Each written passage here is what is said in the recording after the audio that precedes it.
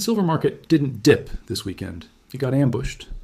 Overnight, one political headline just turned the global silver pipeline into a one-way trap door. And if you hold silver, trade silver, or even watch the price of silver, you need to understand what just happened before the market opens and the chaos starts printing on your screen. Here's the event. Clean and simple.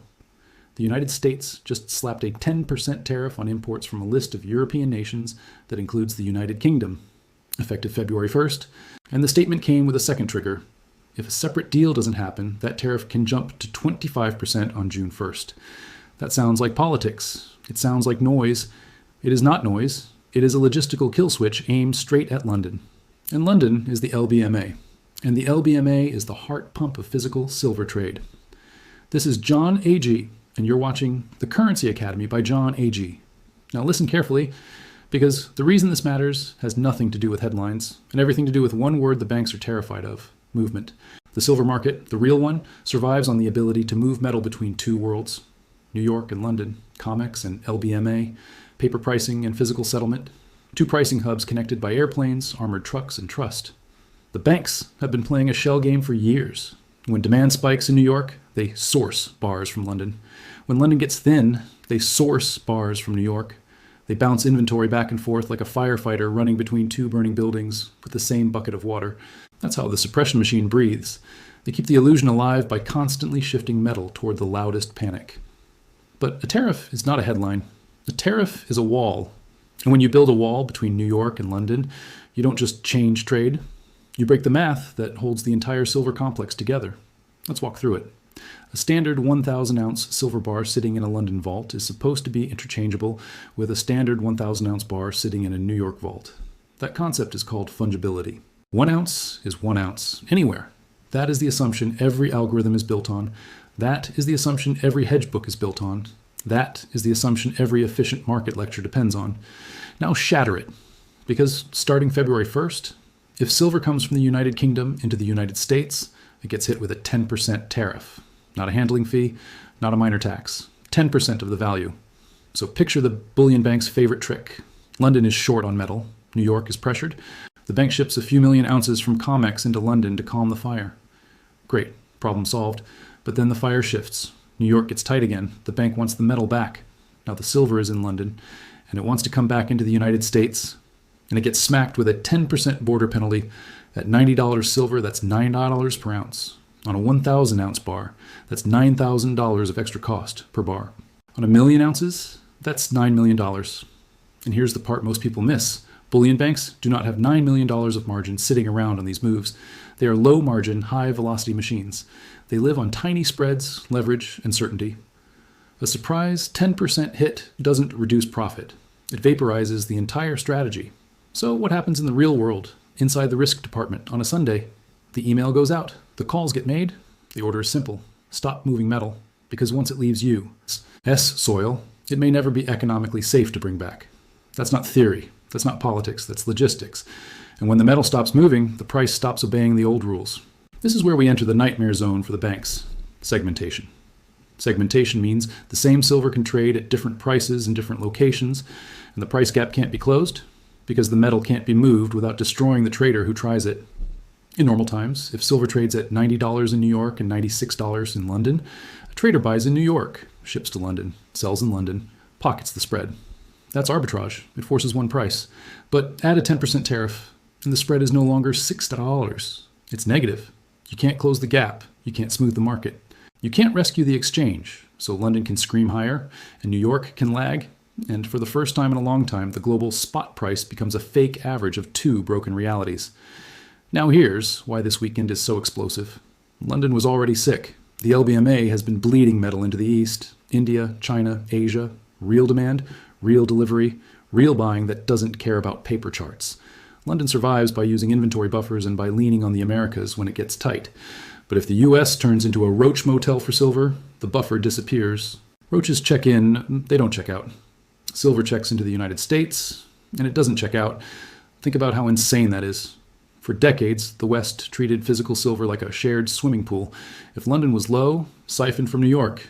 If New York was low, siphon from London. Now the hose just got kinked. And it got kinked at the worst possible moment, because the East is still pulling. and London cannot print ounces. So what does London do on Monday morning? They do what every fractional reserve system does when reality knocks. They tighten, they ration, they delay, and they lie. First, you'll see settlement issues. Then you'll see delivery delays. Then you'll see availability constraints. Then you'll see quiet cash settlement offers. And here comes the key. If you own unallocated silver in London, you do not own silver, you own a promise. Unallocated is a paper claim in a market that is about to be cut off from resupply.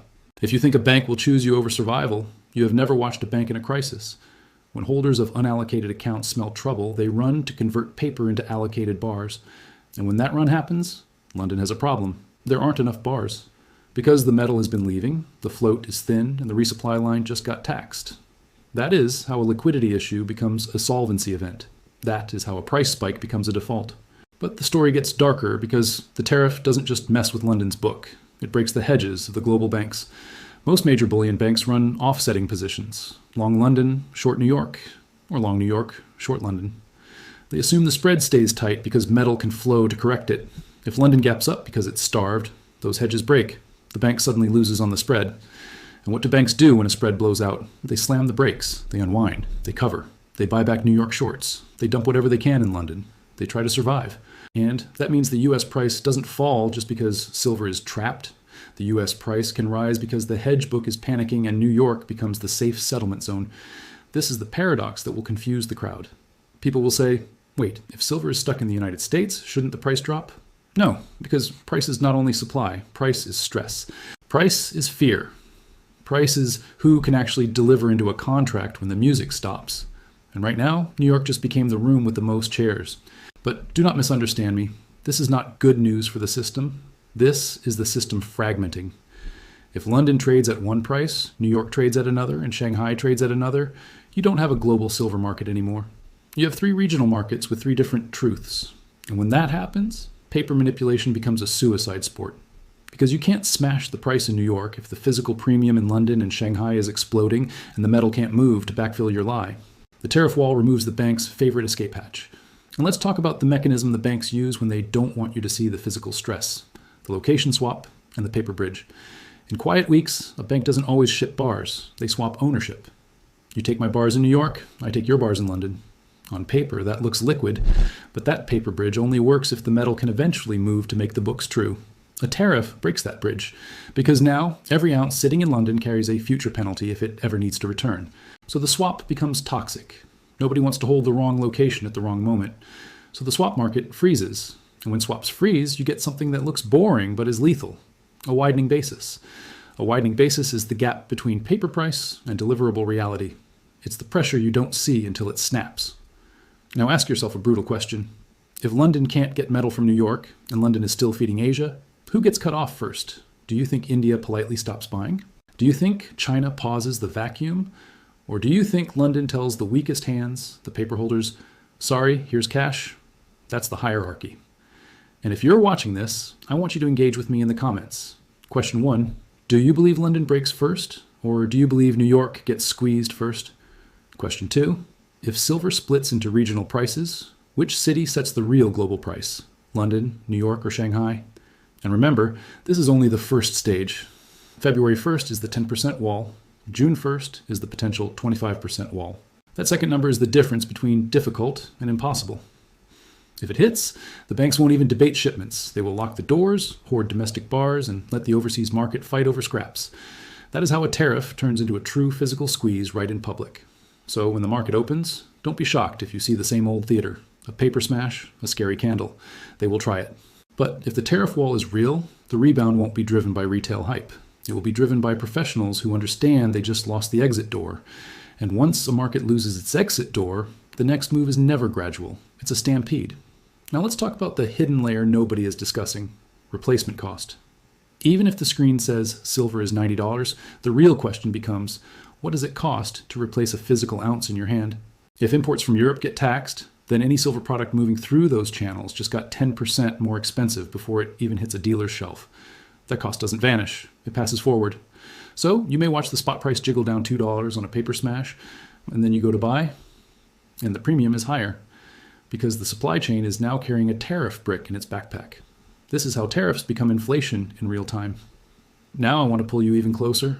because there is a ticking clock inside this story. February 1st is the first trigger, but June 1st is the second trigger. If the tariff jumps to 25%, the wall becomes a fortress. At that point, a London to you. S-return shipment becomes almost unthinkable. 25% on the value of silver is not a cost. It is a confiscation. At $90 silver, that's $22.50 per ounce. That is the kind of penalty that changes behavior instantly. It forces hoarding. It forces domestic stockpiling. It forces the banks to act like preppers. And when the banks start acting like preppers, the public doesn't get served first. Industry gets served first. Governments get served first. The people holding paper claims get served last. So here's the psychological trap. The market will set this week. They will distract you with the Greenland circus. They'll make memes. They'll point and laugh. They'll tell you it's all theater. Meanwhile, the quiet professionals will be doing one thing, counting bars and closing doors. Because a tariff doesn't care if the news anchor laughs. A tariff is enforceable reality. Now, before we go further, I need you to do something for me. And don't forget, subscribe to support the original work. And if you're part of the movement against copycats, comment Jon AG best so I can see you. Good. Now, let's finish the kill chain, because we haven't even reached the scariest part. The scariest part is what happens when London can't settle. The LBMA is not a single vault. It's a network of members, claims, offsets, and settlement windows. If physical silver is tight, London can stretch settlement. If it's very tight, London can cash settle. If it's desperate, London can change the rules. And the moment rules change, the market learns a brutal lesson. Paper silver is optional. Physical silver is mandatory. If you think that can't happen, remember this. Every time the system is stressed, they don't protect you. They protect the system. So what is the probable sequence as this tariff story hits the desks? Phase 1. Banks stop sending metal out of the US. Phase 2. London premium rises because it's cut off. Phase 3, the spread breaks hedges and triggers New York covering. Phase 4, volatility spikes because the arbitrage bots can't normalize prices. Phase 5, retail premiums jump because replacement cost jumps. Phase 6, the public gets confused, and confusion is where the banks hunt. They will use the volatility to shake you. Up $5, down $5. They want motion sickness. They want you to puke your position. But your job is simple. Ignore the paper nausea and watch the physical signals. Premiums, inventory, delivery windows. If spot drops and premiums stay high, the drop is fake. If spot drops and out of stock spreads, the drop is fake. If spot drops and London begins offering cash settlement, the drop is fake. Because the only thing that matters in a siege is what you can actually obtain. And with this tariff wall, the ability to obtain just became location dependent. The old world was one price. The new world is one price per country. And that is an extinction level event for paper control. Now let me give you the practical takeaway. Because I don't do videos to entertain you, I do them to arm you. In a world where metal can't move freely, your physical position becomes strategic inventory, not an investment, inventory. An inventory in the right place trades at a premium in the crisis. That is why the safest strategy is boring and brutal. Own what you can hold, where you live, because cross-border safety is dying. You can't assume the same rules in every jurisdiction anymore. Tariffs are not the only wall coming. They are just the first wall. Once governments learn that controlling flow controls price, they will do it again, and again, and again. And silver is a perfect target because it is a tiny market with enormous leverage in technology and energy. So yes, the headline is Greenland, but the consequence is London. And the victim is the illusion that silver is globally liquid. When markets open, you're going to see analysts try to explain this with the dollar index, with yields, with inflation expectations. They will miss it. Because this is not a macro story, it's a plumbing story, it's the pipes cracking. And when the pipes crack, the price stops being a number and becomes a battle. One last thing. People will ask, what's the price going to be Monday? I don't care about Monday's first candle, I care about the new structure. The new structure is this. A tariff wall just made the suppressors choose which city to save. They cannot save both. They will protect the market that protects them. And the market that protects them is the one with the cleanest settlement path. New York. That means London is now the weak flank. That means the first public fracture will likely show up in London spreads, London delivery terms, and London settlement behavior. So watch London. Because when London breaks, the world will finally admit what you already know. The silver market is smaller than the promises written on top of it. And when that admission happens, the repricing won't be polite. It will be violent. This week is not about charts. It's about custody. It's about borders. It's about who is trapped. The Greenland tariff didn't hit silver. It exposed silver. And if you understand that, You're already ahead of the crowd that's about to wake up in panic. Hold steady, stay sharp. Watch the physical reality, not the paper illusion. Take care of yourselves, take care of each other, and I will see you in the next video soon.